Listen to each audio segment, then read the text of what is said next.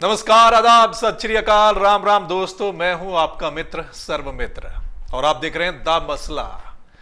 The मसला में आज का मसला यह है कि हरियाणा में लोकसभा चुनाव के लिए दो गठबंधन हुए हैं। आज दो गठबंधन हुए हैं, उस पर थोड़ी चर्चा हम करते हैं।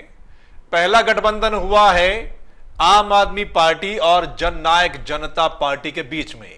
हालांकि कई दिनों से यह चर्चा थी कि ये दोनों पार्टियां गठबंधन करेंगी और हो सकता है कांग्रेस भी इस गठबंधन में शामिल हो, क्योंकि आम आदमी पार्टी ने बड़ी कोशिश की दिल्ली में भी, हरियाणा, पंजाब, गोवा और चंडीगढ़ में कि कांग्रेस के साथ समझौता हो जाए।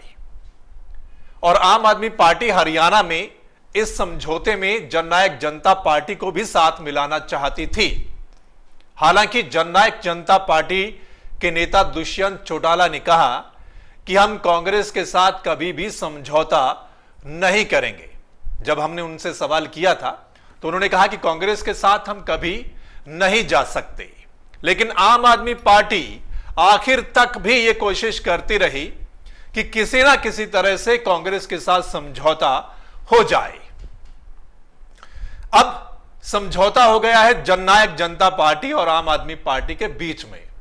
दिल्ली में दोनों पार्टियों ने यह ऐलान किया है इनके नेताओं की ओर से, और यह समझौता हुआ है 10 सीटों पर। 7 सीट पर जननायक जनता पार्टी चुनाव लड़ेगी, वहीं 3 सीटों पर आम आदमी पार्टी चुनाव लड़ेगी। हालांकि अभी कौन सी सीट किसके खाते में जाएगी यह अभी ऐलान नहीं किया गया है। हालांकि चर्चा है कि जो 3 सीटें आम आदमी पार्टी को मिली हैं उनमें करनाल, गुरुग्राम और फरीदाबाद, ये 3 सीटें हो सकती हैं। गुरुग्राम और फरीदाबाद बिल्कुल दिल्ली के साथ साथ लगता जो इलाका है, वहां पर आम आदमी पार्टी चुनाव लड़ेगी। और तीसरी है करनाल से आम आदमी पार्टी चुनाव लड़ सकती है। बाकी की जो 7 सीटें हैं वो जननायक जनता पार्टी के खाते में गई हैं।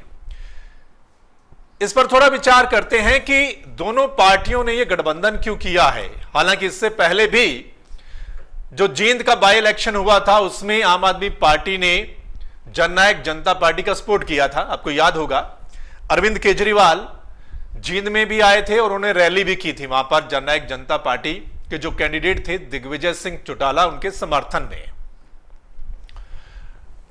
उस इलेक्शन में दूसरे नंबर पर जननायक जनता पार्टी के उम्मीदवार दिग्विजय सिंह चौटाला रहे थे।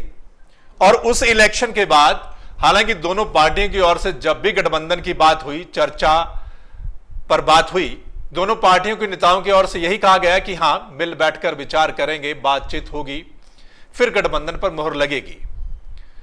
उसके बाद काफी मंथन हुआ और बीच में एक बार ऐसा भी लगा कि शायद यह गठबंधन आगे चुनाव में नहीं होगा। लेकिन आज ऐलान हो गया है दोनों पार्टियों के बीच में। देखना होगा कि कैंडिडेट कौन से होते हैं। हालांकि यह कहा गया है कि अगले 48 घंटे में या 72 घंटे में यह बता दिया जाएगा कि कौन सी सीट से कौन सी पार्टी लड़ रही है और कौन सा कैंडिडेट है, यह भी फिलहाल फाइनल कर दिया जाएगा। देखना होगा यह गठबंधन हरियाणा में कितना कारगर सिद्ध होता है इस लोकसभा चुनाव में। दुष्यंत चौटाला ने कहा कि झाड़ू और चप्पल ये दोनों एक हो गई हैं। झाड़ू केजरीवाल की पार्टी का निशान है और चप्पल जननायक जनता पार्टी का निशान है। देखना होगा झाड़ू और चप्पल मिलकर कितना कसफाया करते हैं हरियाणा में दूसरी पार्टियों का, ये खैर नतीजे बताएंगे। लेकिन कुल मिलाकर हम आपको बताएं, यहां पर दोनों पार्टियों को सहारे की जरूरत थी लोकसभा चुनाव में। दरअसल आम आदमी पार्टी पंजाब में भी चुनाव लड़ती है और पिछली बार लोकसभा में 4 सीटें आई थी आम आदमी पार्टी के खाते में, और विधानसभा में भी कुल मिलाकर आम आदमी पार्टी ने काफी अच्छा परफॉर्मेंस पंजाब में दिया था।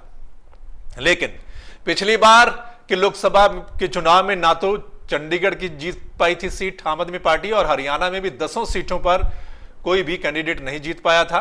हालांकि दिल्ली में कुछ इनके सांसद जीते थे। तो कुल मिलाकर पंजाब जैसा रिस्पॉन्स हरियाणा में आम आदमी पार्टी के पास नहीं है। यह हकीकत है कि पंजाब में जो इतना रिस्पांस मिला था वहां हरियाणा में कुछ भी सपोर्ट नहीं मिला। हालांकि उस समय योगेंद्र यादव भी पार्टी के साथ थे और हरियाणा की जो पूरी कमान थी वो योगेंद्र यादव के हाथों में थी। वो खुद गुरुग्राम से चुनाव लड़ रहे थे और आज जो प्रदेश अध्यक्ष हैं आम आदमी पार्टी के नवीन जयहिंद, वो रोहतक से चुनाव लड़े थे, लेकिन कुछ हासिल आम आदमी पार्टी को पिछली बार लोकसभा चुनाव में नहीं हुआ था। इसलिए दोनों पार्टियों को जरूरत थी किसी ना किसी सहारे की। अब वो सहारा कौन हो सकता है, इसलिए दोनों पार्टियों को आपस में रजामंदी से यह फैसला हो गया है। देखना होगा कि फायदा होता है या नुकसान होता है। कहीं ऐसा तो नहीं कि दुष्यंत चौटाला ने यह गठबंधन करके गलती कर ली है। कहीं ऐसा तो नहीं कि दुष्यंत चौटाला अगर अकेले जाते तो उनके लिए अच्छा रहता। देखना होगा। खैर, दुष्यंत चौटाला ने यह भी कहा है कि कुछ छोटी पार्टियां भी हमारे साथ आएंगी। छोटी पार्टियां मतलब जो एक दो विधानसभा पर अपनी किस्मत आजमाती हैं या किसी एक सीट पर चुनाव लड़ती हैं, तो उनमें से कुछ दो तीन पार्टियां भी इनके साथ आ सकती हैं, लेकिन उनका कितना का रहेगा वो देखना बाकी होगा। वहीं क्या दुष्यंत चौटाला को गठबंधन करने से यह भी नुकसान हो सकता है? इसके पीछे वजह यह है कि अरविंद केजरीवाल पंजाब में जाकर कहते थे कि एसवाईएल का पानी पंजाब का पानी है, हरियाणा को नहीं मिलना चाहिए। जिसको लेकर जब कभी भी अरविंद केजरीवाल हरियाणा में गए तो उनको इस सवाल का सामना करना पड़ा और जवाब देने में काफी परेशानी भी हुई। और आखिरकार उन्होंने यह कहा कि यह मामला कोर्ट में है, जैसा कोर्ट करेगा वो हमें मंजूर होगा। लेकिन अरविंद केजरीवाल कभी भी पंजाब में यह जाकर नहीं कह सकते कि एसवाईएल का पानी हरियाणा को मिलना चाहिए। इसलिए आम आदमी पार्टी को यह जवाब देना मुश्किल हो जाता है हरियाणा में। तो देखना होगा कहीं इसका खामियाजा दुष्यंत को तो नहीं भुगतना पड़ेगा कि इस गठबंधन से कहीं उनको नुकसान तो नहीं हो जाएगा, यह भी देखना होगा। और दूसरा, आम आदमी पार्टी जो कांग्रेस के साथ गठबंधन करने के लिए इतनी कोशिश कर रही थी, हो सकता है दिल्ली में हो भी जाए, लेकिन बहुत मुश्किल है। और वहीं जननायक जनता पार्टी कभी कांग्रेस के साथ समझौता ही नहीं करना चाहती। तो ये दोनों की जो थिंकिंग है, ये कैसे आगे मिलकर चलेंगे, इस पर भी सवाल खड़ा होता है। चलिए आगे बढ़ते हैं और बात करते हैं जो दूसरा गठबंधन हुआ है हरियाणा में, वो हुआ है बीजेपी को अकाली दल सपोर्ट करेगा लोकसभा के चुनाव में। यह आज ऐलान हो गया है और मुख्यमंत्री मनोहर लाल खट्टर ने ऐलान कर दिया है। और उस समय अकाली दल के राज्यसभा सदस्य और कुछ और नेता भी वहां पर मौजूद थे नरवाना में। उसमें यह कहा गया है कि अकाली दल इस लोकसभा के चुनाव में बीजेपी की सपोर्ट करेगा। हरियाणा में कोई कैंडिडेट उनका खड़ा नहीं होगा। हालांकि बाद में जब विधानसभा के चुनाव में होंगे उस समय सीट शेयरिंग होगी, उस समय सीटों का बंटवारा होगा, लेकिन वो चुनाव के बाद देखा जाएगा उस समय को लेकर। लेकिन कुल मिलाकर बीजेपी को सपोर्ट मिली है। जो बीजेपी कहती थी कि हम 10 सीटों पर अपने दम पर चुनाव लड़ेंगे, लेकिन कहीं ना कहीं उनको गठबंधन करना पड़ा और अकाली दल के साथ हाथ मिलाना पड़ा। लेकिन अकाली दल के साथ इसलिए उनके लिए थोड़ा इजी है क्योंकि पंजाब में बीजेपी और अकाली दल का गठबंधन है, दिल्ली में भी बीजेपी अकाली दल का गठबंधन है और उत्तराखंड में भी बीजेपी अकाली दल का गठबंधन है। तो कहीं ना कहीं ये गठबंधन उनका काफी पुराना है, इसलिए अकाली दल ने सोचा कि इनके साथ जाने में ही फायदा है और बीजेपी भी नहीं सोचा होगा।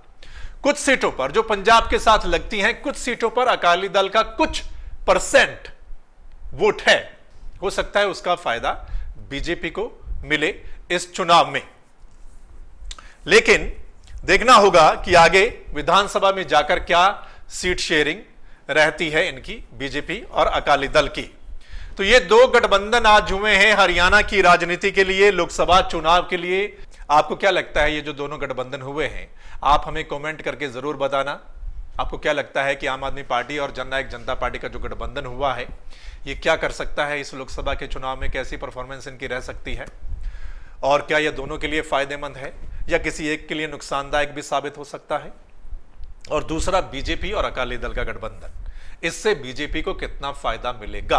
अकाली दल अगर उनकी सपोर्ट में आया है लोकसभा चुनाव को लेकर तो बीजेपी को कितना फायदा इसमें मिल सकता है? नमस्कार।